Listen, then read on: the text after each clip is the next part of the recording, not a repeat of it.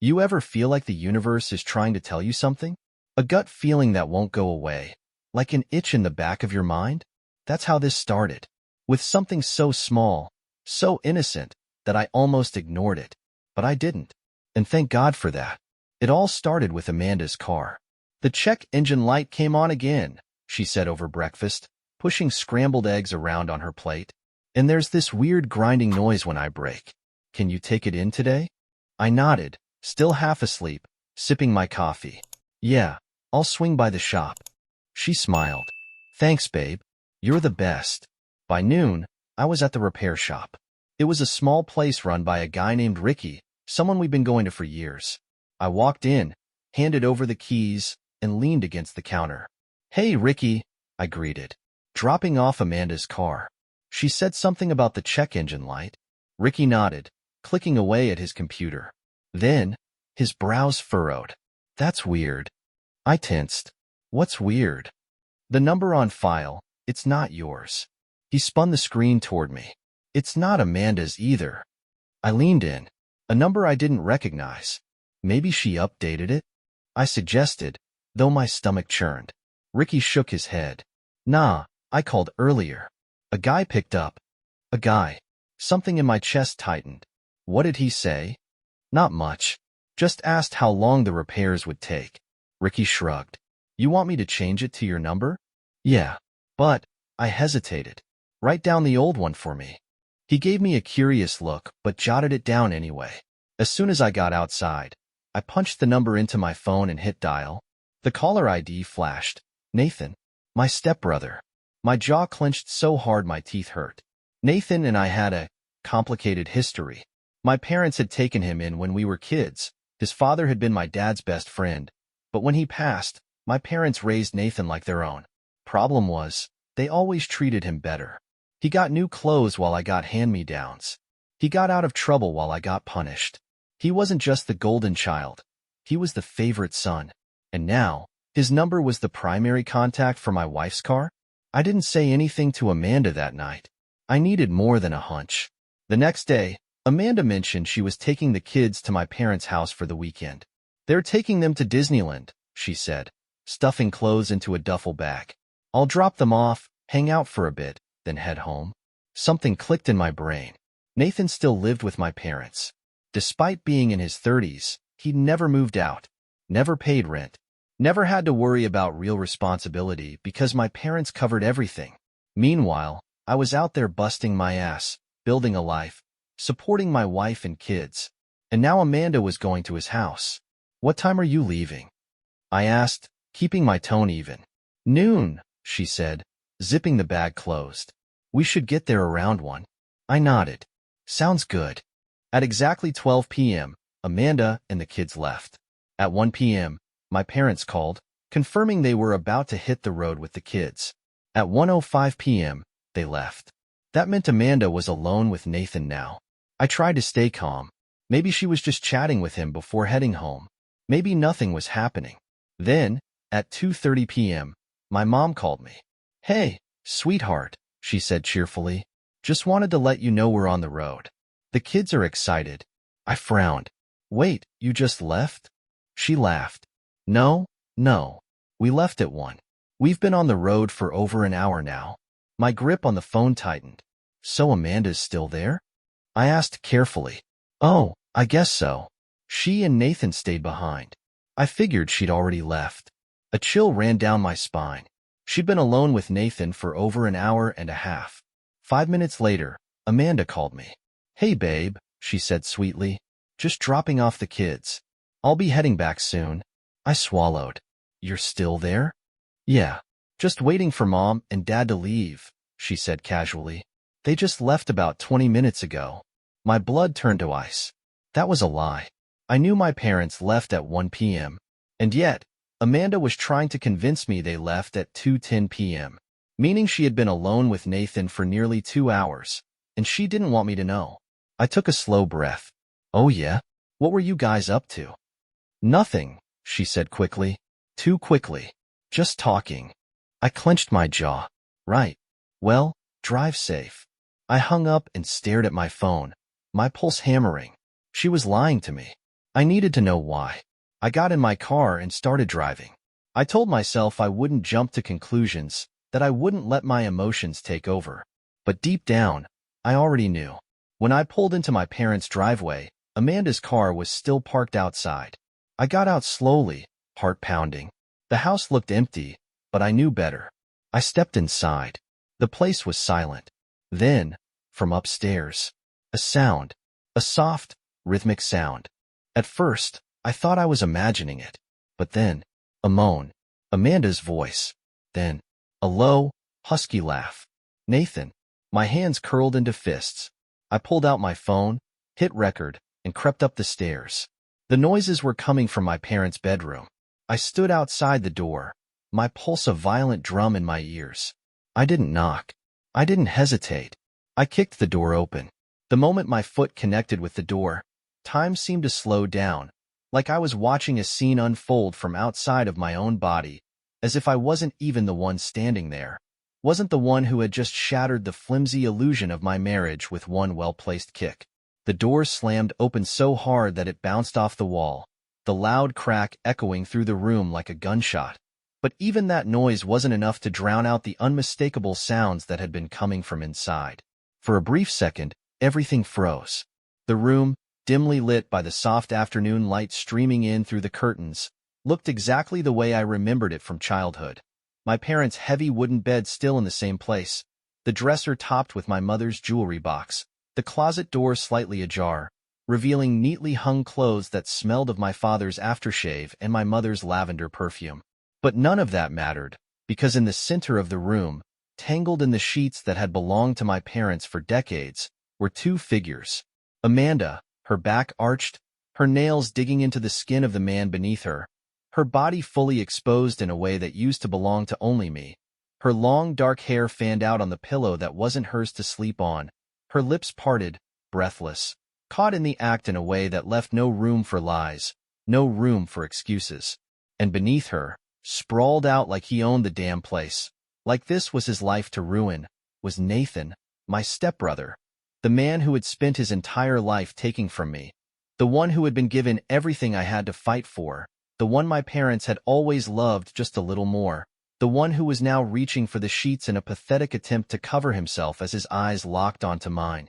For a second, nobody moved.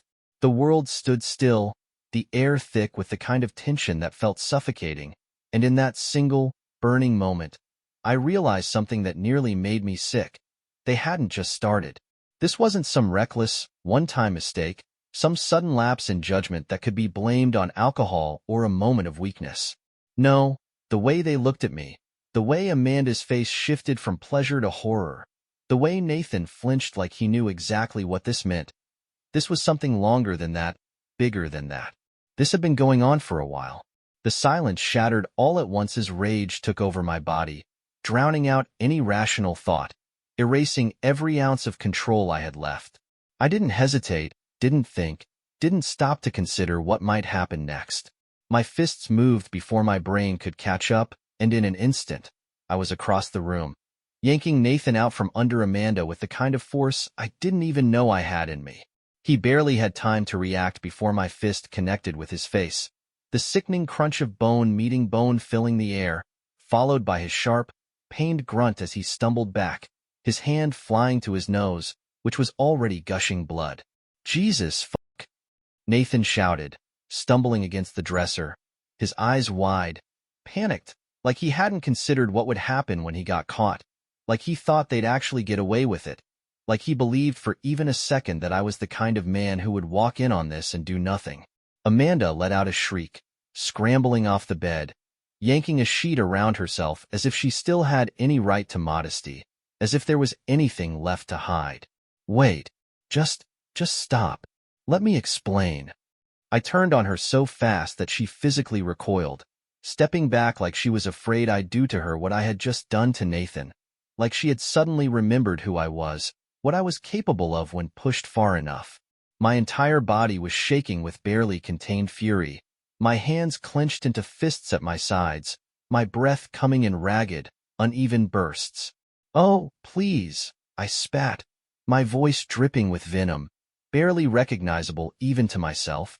I'd love to hear this explanation. I'm dying to know what kind of bullshit excuse you've got for getting fucked by my brother in my parents' goddamn bed. Amanda opened her mouth, then closed it again, her face going through a dozen different expressions in a matter of seconds. Shock, guilt, fear, desperation, before she settled on the one thing she shouldn't have tried. Defensiveness. You weren't even supposed to be here, she snapped, as if that somehow justified any of this, as if the only problem was that I had caught them. Why? Why did you even come? I told you I was coming home soon. You shouldn't have just shown up like this. I let out a harsh, humorless laugh, shaking my head. Oh, I'm sorry. Was my timing inconvenient for you? Did I interrupt something? Were you planning to fuck him in my old bedroom next? Maybe in the kitchen, just to make sure you've defiled the whole fucking house? Nathan groaned from where he was hunched over, blood dripping onto his chest, but I didn't care. He was lucky I hadn't done worse. Amanda's face twisted in frustration, her grip tightening on the sheet around her body. It's not like that, okay? You don't understand. Oh, I understand perfectly, I snapped, my voice sharp enough to cut through the thick tension in the air. I understand that you lied to me. I understand that you fucking planned this. I took a step closer, my hands still shaking, the betrayal running so deep I could barely breathe. You told me you left at noon, but guess what? Mom called me. She told me they left at 1. So why did you call me at 2:30 and tell me they left 20 minutes ago? What the fuck were you doing for an hour and a half, Amanda? Her face paled. She opened her mouth, but nothing came out. I tilted my head, pretending to think. Oh wait, I know. You were here, alone, with him.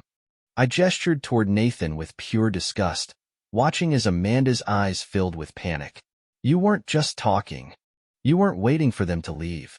You were waiting for the perfect time to get him alone, to crawl into bed with him, my fucking brother.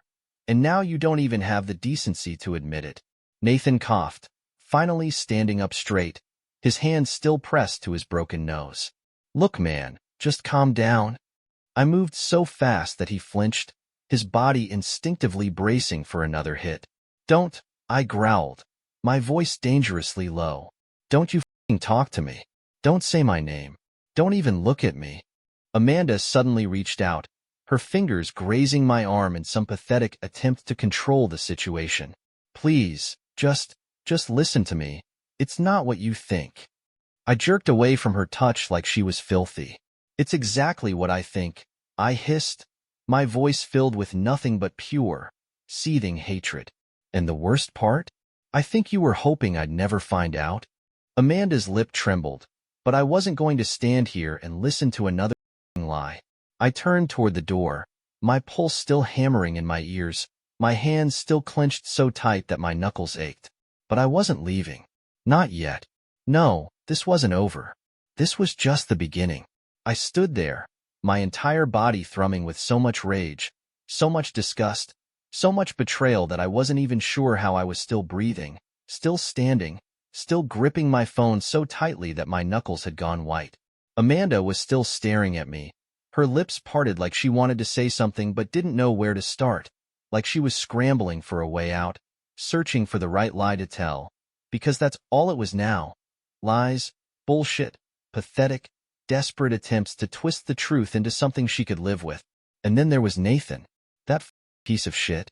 He was still hunched over, blood smeared across his face from where I'd already hit him once, his bare chest rising and falling as he held his hand to his nose, probably wondering if it was broken, probably too much of a coward to even try defending himself. He wouldn't meet my eyes, wouldn't dare to look at me, because he knew. He knew exactly what he had done. And so did I. Amanda took a slow, unsteady step toward me, still clutching the sheet around her naked body like that was going to fix anything, like she could just cover up what I'd already seen and somehow make it all disappear. Please, she started, her voice trembling. I can explain. I let out a sharp, humorless laugh, shaking my head. Explain? I repeated, my voice dripping with venom. Oh, please, Amanda. Explain. I'd love to hear how you talk your way out of this one. She swallowed hard, blinking rapidly, her mind working, searching for something, anything, to say that would make this less bad. It's not what you think, she tried, her voice cracking. It's complicated.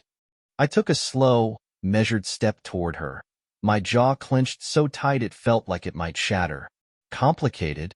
I repeated, my tone sharp enough to cut glass. Oh, no.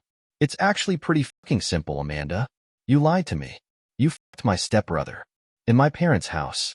In my parents' bed. What part of that is complicated? Nathan flinched, and I turned on him so fast he stumbled back, his back hitting the dresser with a dull thud.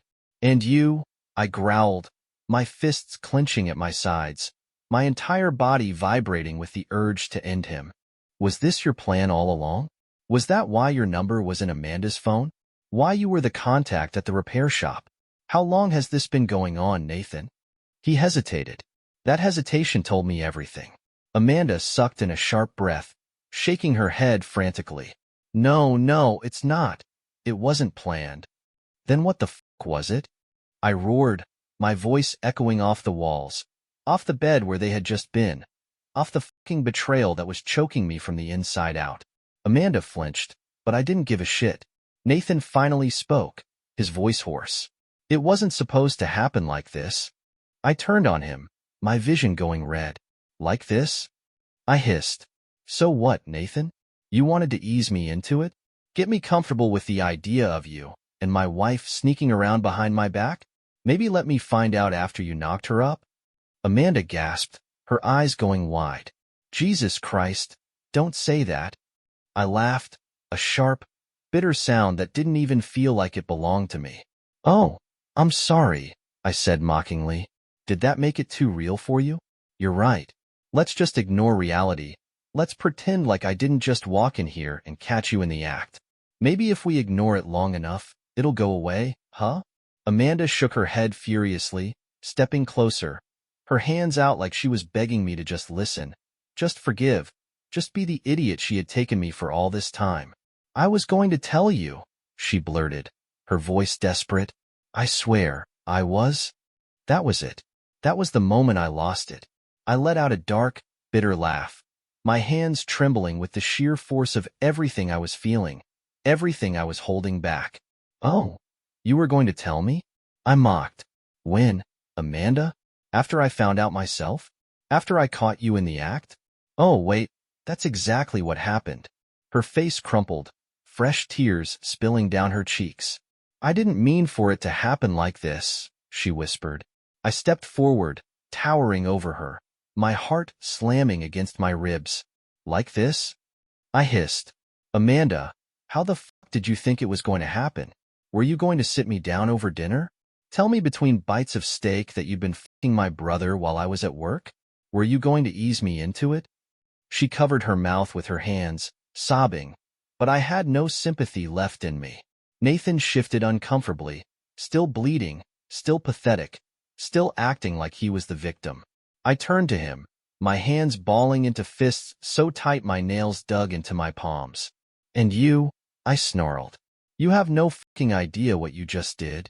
Nathan swallowed, his eyes darting to the side. Look, Shut up. He did. Amanda sobbed harder, shaking her head, her voice barely a whisper now. Please. I still love you. I snapped my head toward her, my stomach turning at the fucking audacity. You love me? I repeated, my voice so low, so raw, so dangerous that I barely recognized it as my own. Amanda, you don't even respect me. Her face crumpled, her hands shaking as she reached for me, but I jerked away before she could touch me. I turned away, my pulse hammering in my ears, my breath coming too fast, my vision swimming with the weight of everything I had just walked into. And then, just as I reached the door, Amanda whispered the words that sent my world completely off its axis. I was pregnant. I froze. My breath caught. Slowly, I turned back around, my heart stopping, my pulse screaming. She was staring at the floor, her whole body trembling, her voice barely audible. I was pregnant, she repeated, her lips trembling. With his baby. Silence. Total. Deafening. Silence. And then, My world exploded. For a moment, I thought I misheard her. The words didn't make sense, didn't register, didn't fit into any version of reality I had prepared myself for. I had braced for lies, for excuses, for the usual pathetic attempts to spin this into something it wasn't. But this was something else entirely. You were what? I finally asked, my voice barely above a whisper, the weight of the question pressing down on my chest like a lead slab. Amanda swallowed hard, staring at the floor as fresh tears rolled down her face, her entire body trembling as if she knew there was no way to salvage this now, no way to twist the knife without cutting herself in the process. I was pregnant, she repeated, her voice shaking. I lost it a few weeks ago. I didn't. She let out a shaky breath, her hands gripping the sheet around her so tightly her knuckles turned white. I didn't know how to tell you. I stared at her, my ears ringing, my breath coming in shallow, ragged bursts as the words sunk in, as they carved themselves into my brain like a branding iron. Pregnant. With his baby. I felt like I had been drugged, like I had stepped into some alternate version of my life where everything was the exact opposite of what it was supposed to be. My wife, the woman I had built a life with, the mother of my children, had not only betrayed me in the worst way possible, but she had done it recklessly, carelessly, in a way that could never, ever be undone. And now, standing there in the aftermath of her confession, she had the fucking audacity to cry, to act like she was the victim in all of this, to shake and sob and look at me like she wanted me to hold her, to comfort her. I felt sick. Nathan still hadn't said a word. He stood frozen near the dresser, his face pale, the blood from his broken nose drying in ugly streaks down his chin, his eyes flicking between Amanda and me like he was waiting for one of us to tell him how to react, waiting for someone to save him. But there was no saving either of them. I took a slow, measured step forward, keeping my voice as calm as I could manage even as every muscle in my body screamed at me to do something, to lash out, to rip this entire house apart with my bare hands. Tell me something, Amanda, I said, my voice eerily even, my hands still shaking at my sides. Did you ever love me? Or was I just convenient? Her breath hitched, her lips parting like she wanted to say something, but no words came out. I let out a bitter, humorless laugh, shaking my head. Jesus Christ, you don't even know, do you? Tears spilled down her cheeks, her mouth opening and closing like she was searching for an answer, like she was desperately trying to find some way to make this less horrible than it was. But the truth was written all over her face. She had never loved me the way I had loved her. Nathan finally found his voice, clearing his throat as he took a slow step forward. Look, man, I turned to him so fast he flinched. Shut the fuck up. He did. Amanda let out a soft sob, wiping at her face. I didn't, her voice cracked. I didn't mean for any of this to happen. I laughed again, the sound bitter and hollow. Oh, of course. It just, what? Happened by accident? You tripped and fell onto his... Amanda sobbed harder, shaking her head. That's not... Save it. She clamped her mouth shut, and for a moment, the room was dead silent except for the sound of my own breathing, heavy and sharp, my chest rising and falling as I tried, to keep myself from losing it completely. I needed to get out of here. I turned for the door, my hands clenched into fists at my sides, my jaw so tight it felt like it might snap. I needed space, needed air, needed to get the fuck away from both of them before I did something I couldn't take back. But as I reached for the doorknob, Amanda's voice cut through the silence one last time. Please don't tell your parents. I froze. Slowly, I turned back around, narrowing my eyes as I stared at her in disbelief. What did you just say? She swallowed hard, her whole body shaking. I just mean they wouldn't understand, she stammered. Your mom, your dad, they love Nathan so much, and I don't want them to think badly of me. For a long moment, I just stared at her, and then I laughed. A deep, guttural, almost hysterical laugh, because I couldn't believe what I was hearing, couldn't believe that even now, after everything, after f***ing my stepbrother, after carrying his baby, after breaking our entire family apart, she was still thinking about herself, still worried about her reputation, still grasping for whatever tiny shred of control she thought she had left. "Are you actually serious?" I asked, shaking my head. She sniffled, nodding quickly, desperately. Please, just... I cut her off before she could finish, before she could spew any more bullshit. "Oh, don't worry, Amanda." I smiled, but it wasn't a kind smile. It was sharp, cold, full of every ounce of fury and pain and hatred that had been boiling inside me since the second I walked into this room. I turned my gaze to Nathan, watching as his entire body tensed under my stare. "I won't have to tell them," I said simply. Nathan frowned, confused. "What do you—" I lifted my phone, the screen still recording, the little red light blinking in the corner. Nathan's face drained of color. Amanda's breath hitched. I let the weight of the moment settle over them. Let them feel it. Let them realize just how f***ed they really were. Then, without another word, I hit send. To my parents, to Amanda's family, to everyone who needed to see exactly what kind of people they really were. Amanda's scream filled the room, raw and panicked and too f***ing late. Nathan lunged forward, reaching for the phone, but I was already walking away. I was done. I was so f***ing done. I didn't look back. I didn't stop walking. I left them there, in that disgusting, sweat-stained bed, in the mess they had made, and I stepped outside, taking the deepest breath I had taken in years. The weight on my chest, the one I hadn't even realized I had been carrying for so f***ing long, was finally gone. Because I had one. And they were about to lose everything. The moment I stepped out of that house, it felt like I could finally breathe again, like I had been drowning for years without realizing it, suffocating under the weight of a marriage built on lies, under the shadow of a stepbrother who had taken and fucking from me my entire life. But this time, there was no coming back from what I had done. I had set the match to the gasoline, and I was about to watch it burn. My phone buzzed in my pocket, over and over again, vibrating so much it felt like it might shake apart. I didn't need to look at it to know who it was, Amanda. Nathan. My parents. Her parents. Everyone who had just received that video. I climbed into my car, gripping the steering wheel so tightly my knuckles went white. My body was still shaking with adrenaline, my heart still hammering, my breath coming too fast, but I felt nothing. No regret. No second thoughts. No hesitation. They had made their choice, and now they would live with it. The phone rang again, but this time, I picked up. "What the hell did you do?" My mother's voice shrieked through the speaker before I could even say hello. I didn't react, didn't flinch, just stared straight ahead. My jaw clenched so tight it ached. "I did what needed to be done," I said, my voice empty, void of emotion.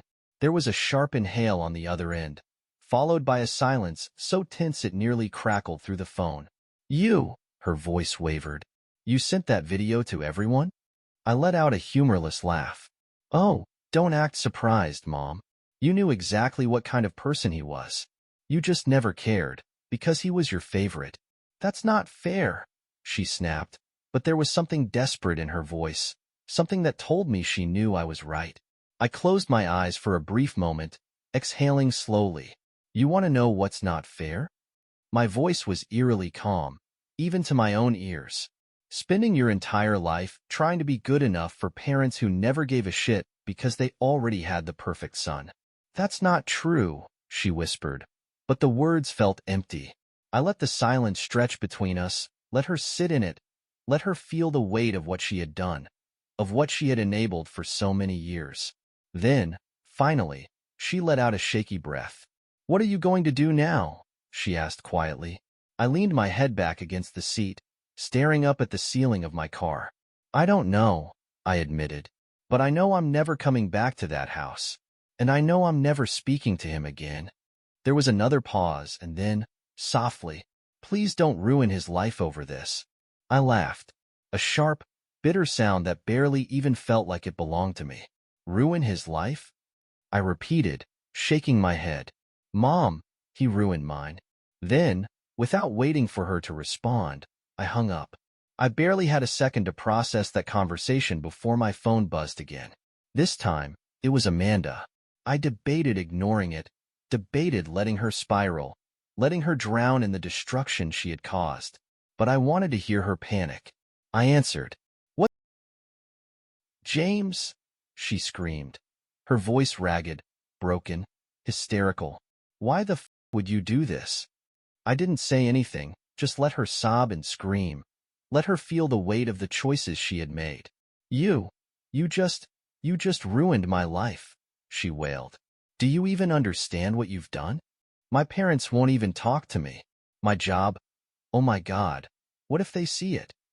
James, you have to take it down." I tilted my head, pretending to think. No. James, please. You weren't sorry when you were in that bed with him," I said coldly. "You weren't thinking about me when you were lying to my face. You didn't give a shit about what this would do to me. So why the would I care about what happens to you?" "I wasn't," she choked. "I wasn't thinking, I swear. I just—" "Oh, you were thinking," I interrupted. "You were thinking about how you could get away with it. You were thinking about how much fun it was. You were thinking about how long you could lie to me before I found out. But now that everyone knows, now that you can't sweep this under the rug, suddenly you care?" She sobbed harder. "I love you." I felt nothing. I didn't even laugh this time. "No, Amanda," I said, my voice cold and final. "You loved getting away with it." And then I hung up. For a long time, I just sat there, staring at my phone, staring at the dashboard, staring at nothing. I should have felt something. Rage, sadness, regret. But I felt empty. Like every ounce of love I had for her, every moment I had cherished, every single memory of our life together had been sucked out of my body the moment I kicked that door open. And now, there was nothing left. I had spent years building a life with a woman who had never truly loved me, who had betrayed me in the worst possible way, who had thrown away everything we had for a man who had already taken enough from me. And now, for the first time in my life, I was free. Not because I wanted to be, not because I asked for this, but because they had left me with no other choice. I gripped the steering wheel, taking a slow, deep breath. Then, with one last look at the house where my life had just fallen apart, I put the car in drive and never looked back. By the time I pulled into my driveway, the weight of everything that had happened was finally starting to settle, sinking into my bones like an anchor dragging me down into the depths of something dark, something heavy, something I wasn't sure I'd ever be able to crawl out of. The rage had burned so hot, so fast, that now, all that was left was exhaustion. The kind that didn't just sit in your muscles, but in your soul, like a slow, creeping rot. I sat in the car for a long moment, gripping the steering wheel, staring at the house that had once felt like a home, now just an empty structure of walls and windows, a place filled with memories that had been tainted beyond repair.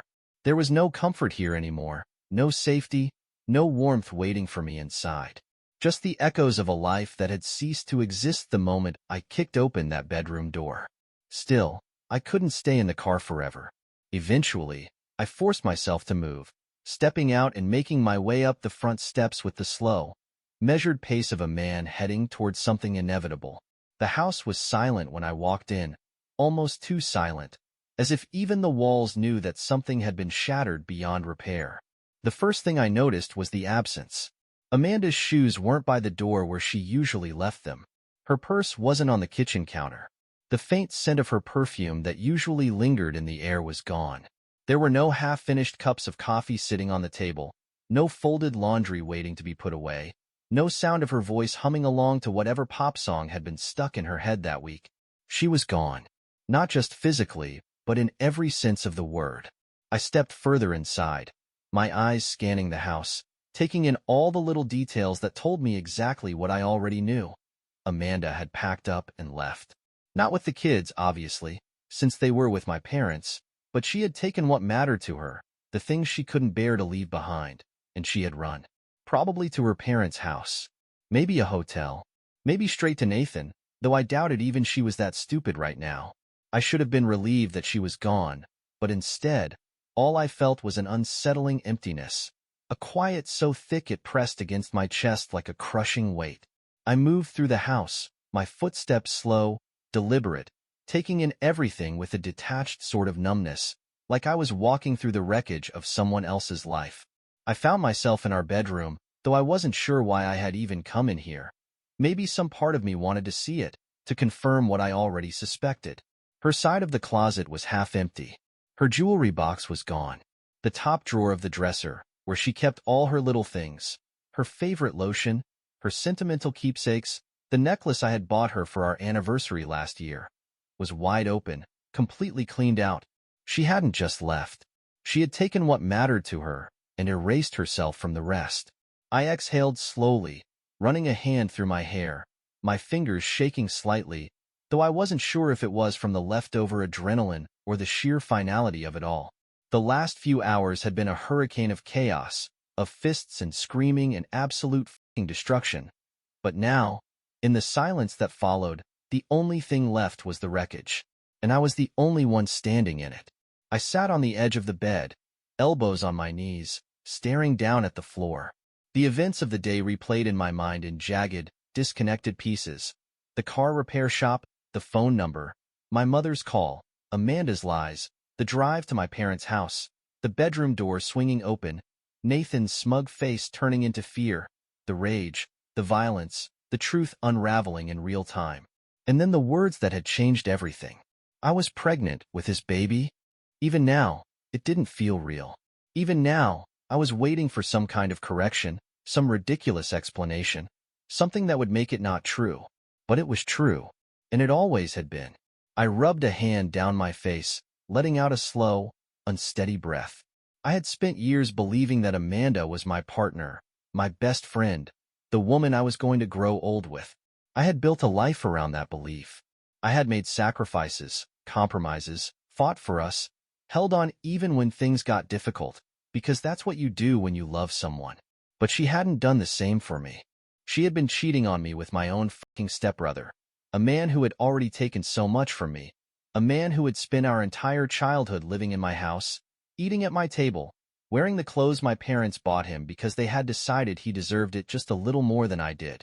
And instead of growing up, instead of building something for himself, instead of being a man, he had spent his adulthood leeching off everyone around him, including me. And Amanda had let him. No, not just let him. She had welcomed it. She had carried his child. My stomach twisted, bile rising in my throat at the thought. I didn't even know if I could call it betrayal, because betrayal implied there had once been loyalty. Had there ever been? Had she ever really been mine at all? I stood abruptly, shaking my head, trying to shove the thought away before it consumed me. I wouldn't let her take one more second of my life. I wouldn't let this break me. Amanda had made her choices. Now, it was time for me to make mine. I grabbed my phone from my pocket, my fingers moving on instinct as I scrolled through my contacts, hovering over my lawyer's number. I had never thought I would need it. Not for this, not for divorce. But now, it was the only logical next step. Amanda could keep her tears, her apologies, her bullshit excuses. She had already made it clear that she wasn't sorry for what she had done.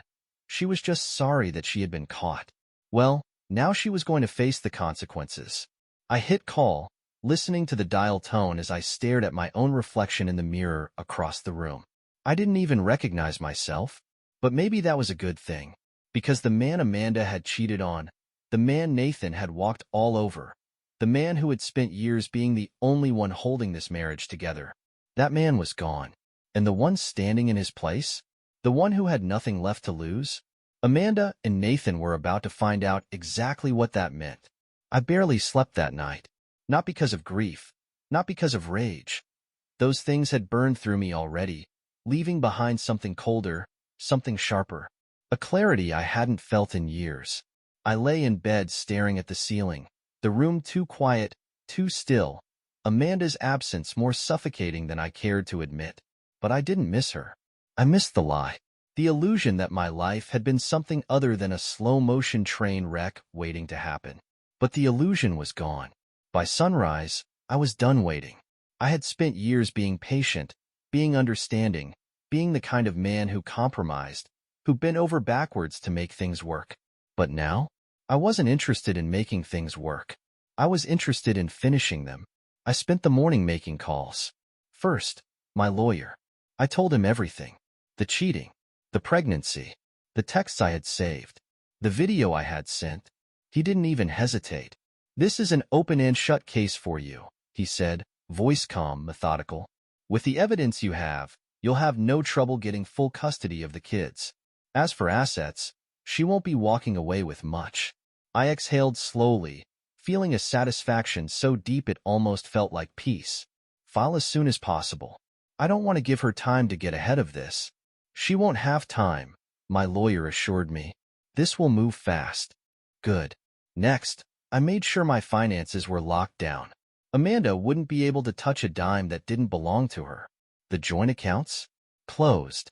Credit cards? Canceled. The house? Mine. She had already packed some of her things. She had already run. So I just made sure she had nowhere left to go. By noon, the calls started coming in again. Not from Amanda. She had finally stopped trying to reach me. But Nathan? He was spiraling. I ignored the first few. Let him stew in it. Let him wonder just how much worse things were about to get. Then, finally, I picked up. "James, please." I let the silence drag out long enough for him to sweat, long enough for him to know that I was the one in control now. "What do you want, Nathan?" My voice was flat, empty. He let out a shaky breath. "Look, man, I know I f***ed up, okay? But you didn't have to. You ruined my life. My job fired me this morning. Mom and Dad won't even talk to me. Amanda, he made a frustrated noise. She's losing it. Her family kicked her out. She doesn't know where to go." A slow smile pulled at my lips. "Not my problem." Nathan let out a ragged breath. "Jesus Christ, James, we're family." I almost laughed. "You stopped being my family the second you touched my wife." I didn't mean for it to happen like this," he whispered, his voice cracking. I shook my head, my grip tightening on the phone. "No, you didn't mean to get caught. There's a difference." He was silent. I exhaled slowly, savoring the moment, letting him sit in it. Then, with a final, calm certainty, I said, "I hope she was worth it." And then, I hung up. I had just started to enjoy the silence when my phone buzzed with a new message. From Amanda. I almost ignored it. But something in me, curiosity, maybe, or just some morbid sense of finality, made me open it. "Amanda, please, just meet me. One last time. I need to tell you something." I debated it. Every part of me knew she had nothing to say that I wanted to hear. Nothing that could change what she had done. But against my better judgment, I texted back. "Me fine. 1 hour. My house. Then you're out of my life for good." She responded almost immediately. "Amanda." "Okay." An hour later, she was standing in my living room, looking ruined. Her face was pale, her eyes hollow, her hair pulled into a messy ponytail like she hadn't slept all night. She clutched her phone in her hands like a lifeline, shifting on her feet like she wasn't sure if I was going to throw her out before she got to speak. I didn't say anything, just crossed my arms and waited. She swallowed hard. I know you hate me, and I don't blame you." I just stared. She let out a shaky breath. "But before you shut me out forever, you need to know the truth. About the baby." My stomach turned. "I don't need to know anything else, Amanda." Her eyes filled with fresh tears. "Yes, you do," she whispered. "Because I lied." A pause. The air in the room shifted. I didn't move. "About what?" She let out a slow, unsteady breath, gripping her phone even tighter. "The baby. It wasn't Nathan's." I went still. "What?" She wiped at her face, her hands shaking. I panicked when you found us. I knew it was over. I knew you'd never forgive me. So I said the worst thing I could think of. Something that would make you walk away for good. Something that would hurt you as much as I hurt you." I couldn't breathe. I couldn't fucking breathe. "It was yours, James," she whispered. "The baby was yours." The words hit like a sledgehammer to my chest, knocking the air out of my lungs, making my vision tilt for just a second. I stared at her, my pulse pounding in my ears, my hands numb at my sides. But I didn't break. I didn't crumble the way she wanted me to, because it didn't matter. Not anymore. I took a slow, deep breath, forcing my voice to stay steady. "And why should I believe you?" Amanda's face crumpled, a sob escaping her lips, but I just shook my head. No, I said, my voice final, my heart stone cold. You don't get to do this. You don't get to throw a grenade at my life and then try to take it back when you realize what you've lost. You made your choice, Amanda. Now you get to live with it. She stepped forward, desperate. James, please. I took a step back. She froze. And in that moment, she knew. She had lost. There was no coming back from this. No fixing it. No undoing it. I didn't say another word. I just turned, walked to the door, and held it open. Her lips parted like she wanted to argue, but no words came out, because she knew. So, finally, with one last sob, one last pleading look, Amanda walked out, and I shut the door behind her. For good. Thanks for tuning in. Make sure to subscribe to Cheating Storytelling so you never miss an update on more jaw-dropping real-life stories. Catch you in the next video.